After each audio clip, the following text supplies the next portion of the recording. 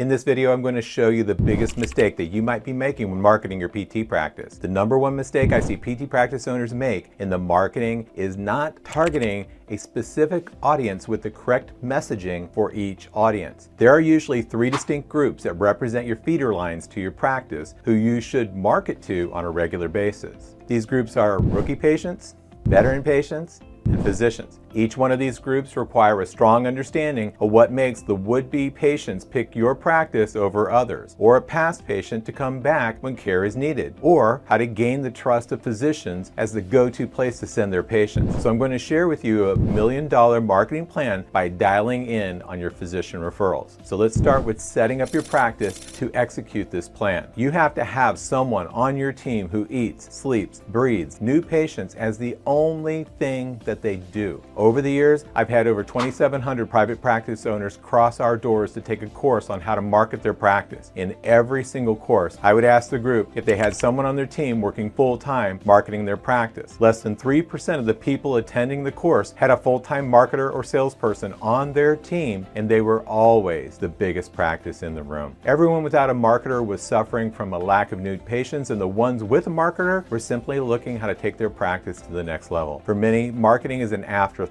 something they'd focus on when they had to. These practices were what I would call the roller coaster practices. When the patient load drops, someone would scramble about and get the volume back up. Then they treat the patients, and then they'd stop their marketing. When the patients were discharged, someone scrambles to get the volume back up. Then they'd stop their marketing again, and they get busy treating the patients. It's just lather, rinse, and repeat, the roller coaster practice. If this describes your practice, the $1 million marketing plan that I'm about to share will not work with you for the simple reason that you have no one who is continuously focused on its execution. So this starts with setting up your foundation. Get someone on your team with a full-time, dedicated purpose of driving masses of asses into your practice. I have clients who see thousands of patient visits per week, and all of them have at least one marketing staff dedicated to their practice only that executes on their marketing plan. Every one of these guys were seeing somewhere around 150 visits when they first connected up with me. They hired their marketing and sales team right away after the course. Now, don't hire a marketing director or sales team after you become a multi-million-dollar practice. You set that into motion straight away so that you can become a multi-million-dollar practice. So step one, get a marketing/sales rep. They may not be the one who will get you there, but they will be the point person who knows that they are responsible for driving in new patients. If they suck at building relationships or marketing your practice, don't give up on the position and its value to your future growth. Find someone else for the role and push forward. Back when I had my practice, my highest paid staff member was my marketing director. She didn't start with a high salary. Her effectiveness worked her up to being one of the most valuable staff members. By setting up a performance pay system, she earned incredible compensation, and I never had to worry about new patients. It was kind of a good trade-off. So this can be you. I hope I've made it clear that you need to hire a marketing/sales manager full-time, and if they are ineffective, then you're going to find someone else. You never give up on the value of this position. Every multi-million-dollar practice has one. Every $1 million practice has one. So again, step one is to hire a full-time staff member to market your practice. This is vital if you want to build physician referrals. See, doctors are important people, but honestly, they can only do four things. They can cut it, they can drug it, they can test it, and they can send it to physical therapy. Some can't cut, so that only leaves them three things to do. But they can't deliver physical therapy. They can only refer to you or to someone else. So I gotta ask, are you getting a little bit tired of practices that you don't consider as good as you, getting new patient referrals from the area physicians? You see, healthcare is a relationship business. Patients come back to see you, even those patients that you were unable to get better. Why do they do that? Well, it's the relationship that you created with them.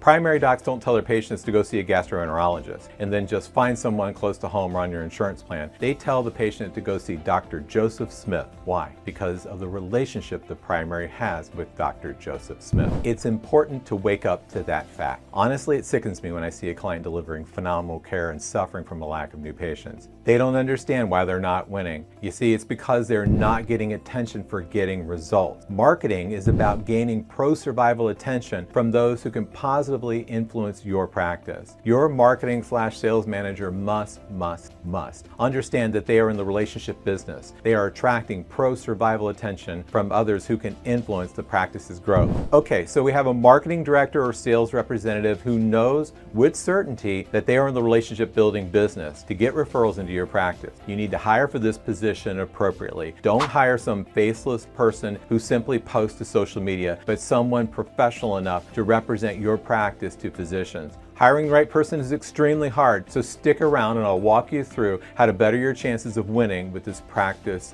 marketing/sales director. Next, the foundation of your $1 million marketing plan must be built around a successful survey. Ideally, you should survey your audience to find out what they need, want, or consider to be valuable to them when it comes to your practice. Whatever comes up the most often would be what you'd want to center your marketing campaigns around instead of like what you think might work. The foundation of the new patient marketing course is built around a successful survey. So let me tell you about the survey and what we found on this survey. We hired a survey firm that surveyed 370 physicians to find out what makes them pick one particular practice over another. The findings identified the following buttons. A button is the answer that is given the greatest number of times to your survey question. So it'd be what you would push on with your marketing materials and your efforts in order to get a desired response. The first survey question that was asked: what would make you refer to one particular practice over another? The overwhelming answer was results. Results was not a deep enough response, so there was a follow-up question. So the follow-up was, how do you determine if a patient got a result from physical therapy? The overwhelming answer that came back from the survey was patients who don't complain when they return back on their follow-up visit. Now remember what I said earlier, is a doctor can only do 4 things. He can cut it, he can drug it, he can test it, he can send it to physical therapy. So when a patient comes back to see the doctor and their condition is not progressing, the doctor has a problem. That's why you want to control the narrative when you have a patient going back on a follow-up. All right, so the next question that we asked physicians is, what has more value when determining if a patient's condition is truly improved? The note from the PT or what the patient shared on his or her follow-up appointment? The overwhelming answer was that the physician listens to the patient when determining if the patient is in fact better. The last question on the survey was, what do you like to hear from patients returning on a follow-up visit? The most common answer is a patient who doesn't complain, is getting better, and is thankful to me, as the doctor, for their referral to PT. So okay, so let's break down this survey, right? Number 1, physicians will refer to you if they know that you get results. Number 2,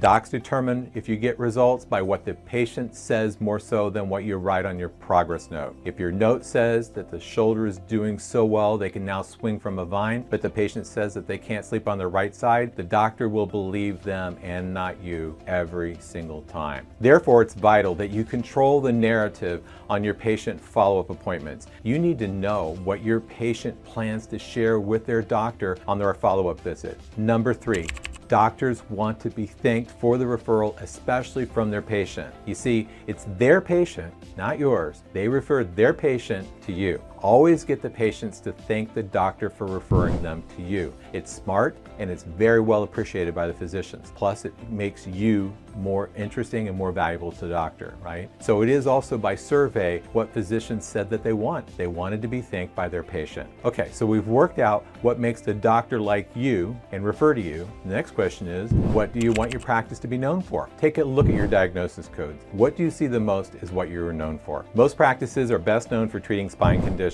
If that's the case, you need to double down on that. Work to make your practice the best in town in treating spine-related conditions or whatever you find that you see the most. The next step is, how do we interact with physicians? Physicians are best reached via direct mail and through face-to-face interaction. Generally speaking, the owner is the worst person to cold call on physicians. So why is that? Well, if they're any good at it, they get more patients, but those patients will be referred directly to the owner, not the clinic. That's because the doctor now has a relationship with the owner, not the owner's practice. The best people to meet with physicians are the marketing/sales reps. They will serve as your liaison between the doctor and your clinic. If you want to know more on how to hire the perfect marketing person for your practice or how to craft the proper messaging for generating physician referrals, click on the link in the bio and let's schedule a strategy call. Create greater demand for what you do. Schedule your strategy call now.